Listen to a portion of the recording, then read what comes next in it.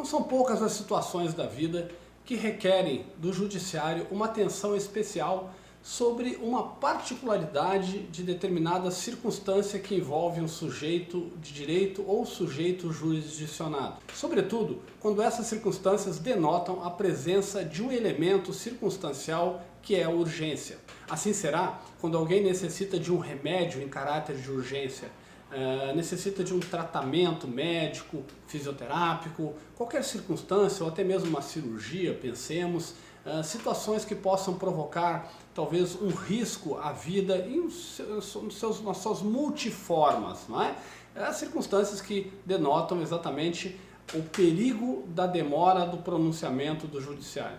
Nessas circunstâncias, previu o legislador a utilização da chamada tutela de urgência, que vai se manifestar sob a forma de tutela antecipada ou tutela cautelar. Especificamente no que concerne a tutela antecipada, requerida em caráter antecedente, há uma circunstância que requer extrema atenção das partes. Esse será o tema dessa aula resumo: a eficácia da tutela antecipada concedida em caráter antecedente e sua estabilização.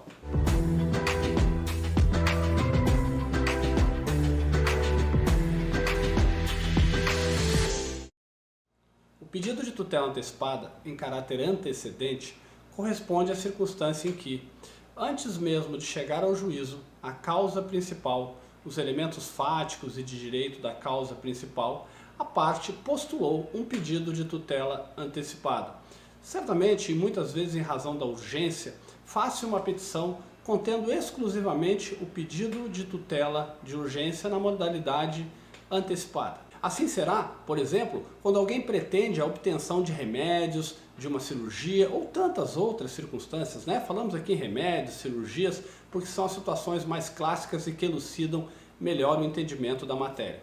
Nessa circunstância, em que alguém pode pedir um remédio ou uma cirurgia, pode pretender também pleitear, por exemplo, indenização por danos materiais, indenização por danos morais. É muito comum que isso aconteça. No entanto, em razão da urgência de uma necessidade específica, imediata, premente, alguém postula em juízo somente o pedido de tutela antecipada. E assim o sendo, o fará em caráter antecedente. Pedirá ao juiz, por exemplo, uma liminar para que seja concedido, seja determinado a oferta do medicamento, a realização da cirurgia, para posteriormente, então, trazer a este mesmo juízo os elementos da causa principal. Nesse nosso exemplo, então, temos uma circunstância em que alguém postula um bem jurídico da vida, um bem de natureza material, requerendo ao judiciário que defira o seu pedido, seja de forma liminar ou não, o atendimento a uma pretensão que corresponde exclusivamente a um direito material, a um bem da vida, como no caso aqui o remédio ou a própria cirurgia, o que denota para nós tratar-se de uma tutela de natureza satisfativa, porque satisfaz a pessoa no que diz respeito ao bem jurídico da vida pretendido que lhe foi entregue antes do final do processo. E é exatamente em razão dessa natureza satisfativa da tutela antecipada que o legislador previu a necessidade de que algumas regras fossem observadas. Por parte do réu, do requerido no procedimento de pedido de antecipação de tutela em caráter antecedente, há aí uma norma, uma observação de natureza de origem ou de matriz normativa que é extremamente importante seja observada. Não desejando o réu que a tutela concedida em caráter antecedente se estabeleça, ou seja, que ela se mantenha no tempo, seria necessário não só que esse réu oferecesse uma contestação, uma impugnação à pretensão, que lhe será dada essa oportunidade de impugnar, de manifestar-se contra a pretensão do autor do pedido de tutela antecipada em caráter antecedente. Não é disso que estamos falando.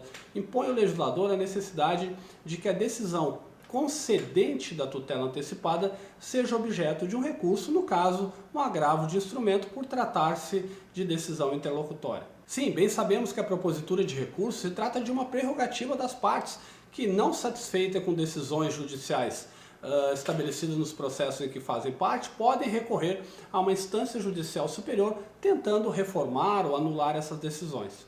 No entanto, aqui estamos falando especialmente de uma regra que estabelece a obrigatoriedade de propositura de um recurso, o agravo de instrumento. Ou seja, se a parte prejudicada, né, alguém que foi prejudicado pela concessão de uma tutela antecipada em caráter antecedente, poderá sim propor lá sua defesa no momento oportuno, lá no âmbito da ação, mas o direcionamento normativo é no sentido de que deva, aqui é uma norma que estabelece uma obrigação de fazer, deva propor um recurso combativo da decisão que concedeu a tutela, porque não fazendo, essa tutela vai se estabilizar. Significa dizer que o processo se encerra ali, exatamente naquele ponto, inclusive desnecessitando que o autor proponha um pedido, né, faça o aditamento da petição inicial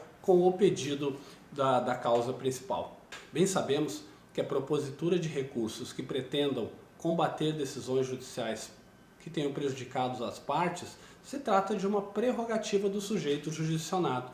No entanto, aqui não estamos falando exclusivamente de prerrogativa, estamos falando de uma imposição normativa que estabelece que se não houver a propositura de um recurso pretendendo combater a tutela antecipada concedida em caráter antecedente, essa tutela vai se estabilizar, ou seja, ela vai gerar, vai promover os seus efeitos ao longo do tempo e o processo em curso vai se encerrar. Sim, exatamente, o processo se encerra e se extingue. Não há dúvida também que nos parece algo anômalo, não é verdade? Um processo se encerrar porque a parte não recorreu de uma decisão interlocutória, mas exatamente assim está previsto na lei e por uma razão muito simples. Tendo em vista tratar-se a tutela antecipada de tutela com natureza satisfativa, o que implica dizer que entrega-se um direito material à parte que pleiteia, pensou o legislador que se a parte que se viu prejudicada não recorre dessa decisão, acabou acatando-a, acabou aceitando, porque ela foi concedida em caráter liminar, geralmente, né? Inaudita altera a parte, ou seja, sem ouvir a outra parte. Quando a parte é chamada então para ser ouvida, já tem ciência de que a tutela foi concedida e não se manifesta contrariamente a isso em um órgão jurisdicional superior, leia-se que ela está tacitamente concordando com a decisão. Sendo assim, ausente a propositura do recurso, a concessão da tutela se estabiliza, ela permanece, se mantém no tempo, sem que seja necessário o processo ter continuidade, razão pela qual entendeu o legislador a necessidade de que ele seja extinto, e assim acontecerá. Como visto, estamos tratando aqui de um efeito significativo concernente à concessão de tutela provisória antecipada concedida em caráter antecedente. Especialmente no que concerne ao réu, a atenção deve estar centrada não só no oferecimento da sua impugnação, da sua manifestação contrária à pretensão formulada por aquele pedido, por aquele que pede, né, o pedido de tutela antecipada em caráter antecedente. Não. Mais do que isso. É necessário que esse requerido nesse pedido de tutela antecipada em caráter antecedente fique atento exclusivamente ao prazo para interposição recursal que para ele se estabelece. Deve propor um recurso combativo a essa decisão interlocutória, porque não o fazendo, terá aí os efeitos da estabilização da decisão concedida. Ora vejam, se não propuser o recurso, não desejando propô-lo ou perdendo prazo para isso, a leitura que se fará é que houve uma concordância tácita da parte prejudicada com a concessão dessa tutela, ou seja, houve só concordância tácita porque não se opôs pelas vias recursais, e aí nós teremos a manutenção do provimento de concessão da tutela por prazo indeterminado. Posteriormente, podendo em uma ação autônoma ser discutida a manutenção, a preservação dessa tutela concedida ou não. Vejamos como exemplo um pedido de ação de alimentos. Certamente que essa tutela pedida em caráter de urgência se caracterizaria como uma tutela antecipada, porque o próprio bem da vida, no caso dos alimentos, é antecipado para a parte antes do final da ação. Se esse pedido foi feito em caráter antecedente e a parte prejudicada pela concessão dessa medida não recorrer apresentando agravo de instrumento, essa decisão que estabeleceu os alimentos, ela se estabelece, não necessariamente irá se perpetuar no tempo, mas ela se manterá até extinguindo a ação que foi concedida, onde houve a concessão desses alimentos, será extinta exatamente porque não houve a propositura do recurso contrário a essa decisão. Importante frisar, então, que a manutenção dessa providência urgente por tempo indeterminado não significa necessariamente que será ad eterno, ou seja, para sempre. Vejamos no caso dos alimentos, agora há pouco citados. A parte pode alegar, no momento oportuno, 1, 2, 3 anos depois, que os alimentos não são mais devidos, e será essa questão debatida em uma ação autônoma. Por último, é importante frisar que esse efeito da estabilização da tutela concedida só é possível quando a tutela for requerida em caráter antecedente.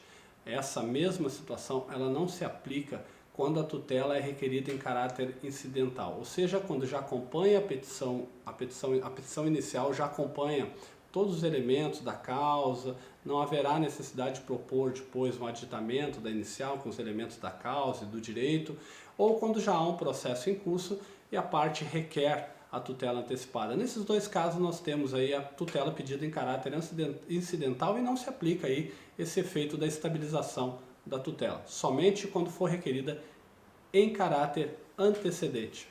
Ainda, um último detalhe, a estabilização da tutela concedida, mesmo quando requerida em caráter antecedente, não irá se aplicar em algumas situações. A primeira delas é quando ela é requerida em desfavor contra a fazenda pública, quando temos um ente público na condição de réu ou requerido da tutela antecipada. Também não se estabilizará a tutela concedida em caráter antecedente, tutela antecipada concedida em caráter antecedente, quando se tratar de direitos indisponíveis. E por último, quando a citação do réu for ficta, se der por edital ou por hora certa.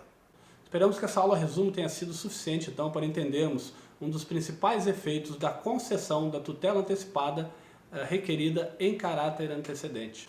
Como característico principal, a necessidade, a imposição normativa de que o réu, o requerido, o prejudicado com a concessão da liminar, não desejando que ela se estabilize, que ela propague seus efeitos no tempo e por tempo ilimitado, tenha de apresentar um recurso. Ir às vias recursais se torna necessário para que a tutela não se estabilize. Bons estudos e até a nossa próxima aula resumo.